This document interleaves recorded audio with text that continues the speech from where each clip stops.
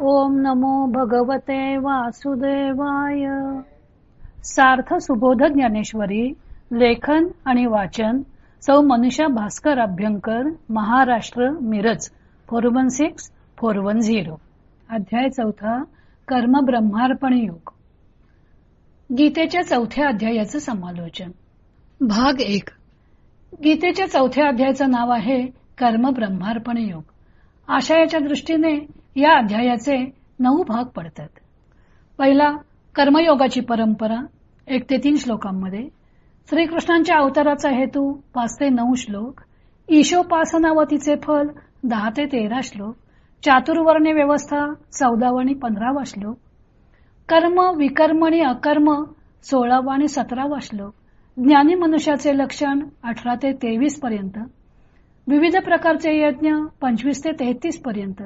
आत्मज्ञान प्राप्तीचे स्वावलंबी व परावलंबी मार्ग 34 ते 39 श्लोकांपर्यंत आणि संशयाची परिणिती 40 ते 43 श्लोकांपर्यंत.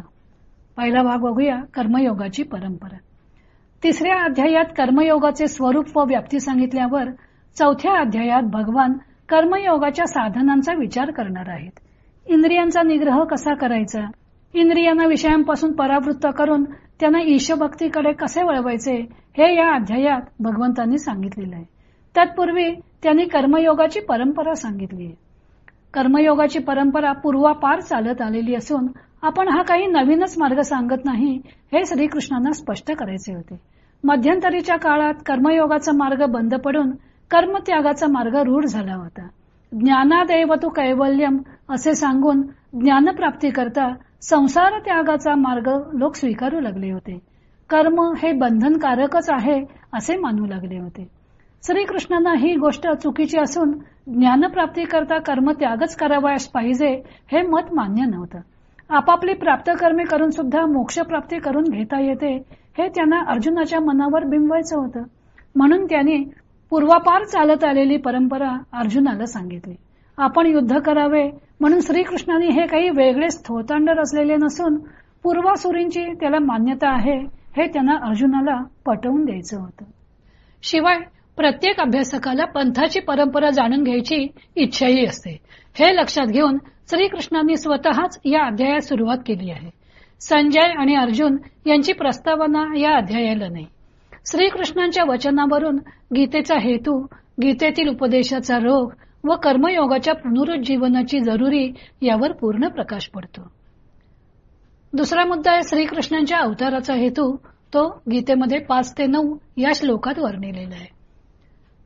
त्यानंतर अर्जुनाने विचारलं म्हणून श्रीकृष्णाने आपला अवतार घेण्यामधला हेतू सांगितला. 6व्या श्लोकात श्रीकृष्णांनी स्वतःसाठी अज, अव्यय, भूतानाम ईश्वरः अशी विशेषणे वापरली आहेत. भगवान श्रीकृष्ण हे जन्मरहित, विकाररहित, अविनाशी व चराचराचे स्वामी आहेत. तरीही ते सज्जनांचे संरक्षण, दुर्जनांचे निर्दालन व धर्मसंस्थापना करण्यासाठी पृथ्वी तलावर अवतरतात. येथे त्यांनी आपले ईश्वरत्व अधोरेखित केले आहे. सामान्य मनुष्याचा जन्म व भगवंताचा जन्म यातील फरकही त्यांनी सांगितला आहे. सामान्य माणसानं आपापल्या कर्मानुसार जन्म घ्यावा लागतो.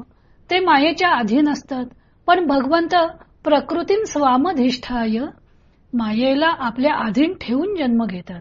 माया म्हणजे ईश्वराची सुप्त ज्ञानशक्ती. ही ज्ञानशक्ती तो कार्यान्वित करतो व जन्म घेतो. अर्थातच जन्म कोठे, कसा व कशा स्वरूपात आणि कोणत्या कारणासाठी घ्यायचा हे ठरवण्यास तो स्वतंत्र असतो. हाच जीवात्म्यात व परमात्म्यात भेद आहे. भगवंतांनी धर्मसंस्थापनेकरता जन्म घेतला आहे. त्यावरून अर्जुनाचे निमित्त करून भगवंतांनीच अन्यायाचा प्रतिकार करून न्याय प्रस्थापित करण्यासाठी हा युद्ध प्रपंच केला आहे हे समजून येते. प्रथम अर्जुनाला ही गोष्ट पटली नव्हती, पण पुढे 11व्या अध्यायात त्यांनी त्याला विश्वरूप दाखवून अर्जुन कसा निमित्त मात्र आहे हे अर्जुनाला समजावले आहे. 3रा भाग आहे ईशोपासना व तिचे फल. ते गीतेच्या अध्यायात 10 ते 13 या श्लोकात वर्णन केलेले आहे. 10व्या श्लोकापासून ईशोपासना व तिचे फळ याविषयी विवेचन चालू झालेले आहे.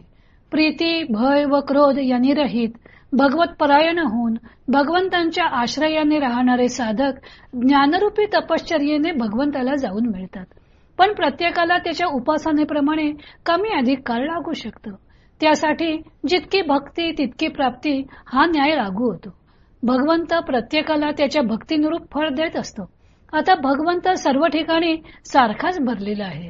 तो परम कारुणिक आहे. मग सर्व मानव त्याची भक्ती का करत नाहीत, असा प्रश्न उद्भवू शकतो. याचे कारण म्हणजे परमेश्वराचे सर्व व्यापित्व मनुष्याच्या अनुभवाला येत नसते. तसे ज्ञान नसल्यामुळे तो भेद कल्पितो. भेद बुद्धीमुळे आपपर भाव निर्माण होतो. मग मनुष्य स्वतःला सुख कसे मिळेल, कोणती देवता शीघ्र फळ देईल, त्याची कल्पना करून तो त्या त्या देवतेची उपासना करतो. कारण कर्म हे लवकर फळ देणारे आहे. त्यामुळे त्याला वास्तविक फळ मिळते ते त्याच्या कर्माचेच मिळत असते. पण तो मनुष्य ते फळ त्या देवतेकडून प्राप्त झाले असे मानत असतो. वेदात देवता म्हणजे विश्वातील सूर्य, वरुण, मरुत, अग्नी वगैरे विविध शक्ती मानलेल्या आहेत. या शक्तींना प्रसन्न करून घ्यायचे म्हणजे अनुकूल करून घ्यायचे. या शक्तींना अनुकूल करून घेतले की त्याचे फळ तात्काळ मिळते हा आपला अनुभव आहे. म्हणजे आपल्याला जे फळ मिळते ते एकपरीने आपल्या कर्माचेच फळ मिळत असते. धान्य पेरले, जमिनीची मशागत केली व पर्जन्याला अनुकूल करून घेतले व पर्जन्य नाही पडला तर कृत्रिम शेततळी निर्माण करून पाण्याची व्यवस्था केली तर पीक उत्तम मिळते. हे आपल्या कर्माचेच फळ असते. वीज किंवा सोलर शक्ती अनुकूल करून घेतल्यावर घरात लाईट लागतात. फ्रीज, हीटर वगैरे उपकरणे चालवून आपण आपले जीवन समृद्ध करून घेऊ शकतो. हे आपल्या कर्माचेच फळ असते. अर्थात या देवता मर्यादित शक्तीने युक्त असतात. त्यामुळे मिळणारे फळ पण मर्यादितच असते. त्यामुळे परमात्म्याची प्राप्ती मात्र होत नाही. चौथा भाग आहे या अध्यायातला तो चातुर्वर्ण व्यवस्थेचा 14 आणि 15 या 2 श्लोकात वर्णन केलेला आहे. सृष्टी ही त्रिगुणात्मक आहे. सत्व, रज व तम हे 3 गुण आहेत. त्यांची साम्यावस्था असते तोपर्यंत सृष्टी निर्मिती होत नाही. पण जेव्हा साम्यावस्था बिघडते त्यावेळी सृष्टी निर्माण होऊ लागते. एकच परमात्मा तत्व 4 विभागले जाते. त्यामुळे सृष्टीतील प्रत्येक निर्माण झालेल्या वस्तूत हे 3ही गुण असतात. त्यातील गुणांच्या प्रमाणाच्या कमी अधिकपणामुळे मनुष्याचा एखादा गुण प्रभावी असतो. त्या त्या गुणानुसार त्या त्या मनुष्याची कर्मे ठरतात. व सृष्टीमध्ये चातुर्वर्ण्य हे असे स्वभावतःच निर्माण झालेले असते. उदाहरणार्थ सत्वगुणाचे प्रमाण जास्त असेल तर त्याला ब्राह्मण ही संज्ञा आहे. रजोगुणाचे प्रमाण जास्त असेल तर त्याला क्षत्रिय ही संज्ञा आहे. त्यामुळे भगवंत वास्तविक चातुर्वर्ण्याचा करता असूनही करता ठरत नाही. असा वर्णभेद व कर्मभेद असला तरी मोक्षाचा रस्ता मात्र सर्वांसाठीच खुला ठेवलेला आहे. तो कसा खुला आहे हे सांगताना भगवंत म्हणतात की परमात्म्याची कार्यपद्धती जाणून घेतली पाहिजे.